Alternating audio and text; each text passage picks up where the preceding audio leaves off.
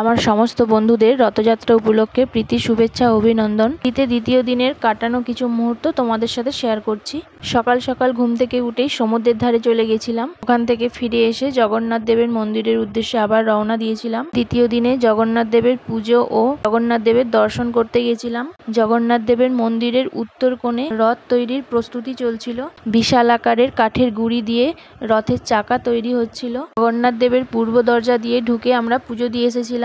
জগন্নাথ দেবের মন্দিরের ভিতর প্রবেশ করতে গেলে ক্যামেরা আর মোবাইল জুতো অ্যালাউ ছিল না। জগন্নাথ দেবের মন্দিরের ভিতরে ছোট ছোট অনেকগুলো কাউন্টার রয়েছে যেখানে ফ্রিতে জুতো, মোবাইল, ক্যামেরা রাখা যায়। জগন্নাথ দেবের এই শুকনো প্রসাদটার নাম হলো সরপুলি প্রসাদ। জগন্নাথ দেবের আরো অনেক রকমের ভোগের প্রসাদ রয়েছে, তার মধ্যে এই প্রসাদটা বাড়িতে নিয়ে আসা সম্ভব। মন্দির থেকে বেরিয়ে এসে স্বর্গদ্বারের কাছে সবজি ও মাছের বাজারে ঢুকেছিলাম। নোনা জলের যে কোনো মাছই আমার খুব ভালো লাগে। মাছগুলো খুবই ফ্রেশ ছিল। আমরা ভেটকি মাছ আর পমফ্রেট মাছ নিয়েছিলাম। মাছের বাজারের পাশেই মাছগুলো ছাড়িয়ে পরিষ্কার করে দেওয়ার অনেক কাউন্টার ছিল। বাজারের পাশেই ছোট ছোট হোটেল ছিল যেখানে রান্না করানোর ব্যবস্থা ছিল।